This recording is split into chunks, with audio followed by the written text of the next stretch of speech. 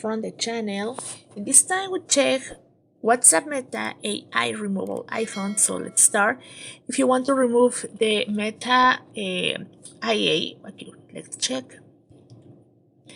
Here appears, and if you want to remove it, well, the only thing that you can do it's going to your browser, and here in your browser you have to look in for the old version of WhatsApp.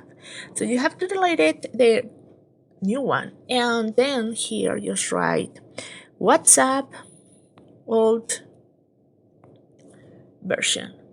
Here will appears, and you can download here on Uptown. Just click and you can download without any problem.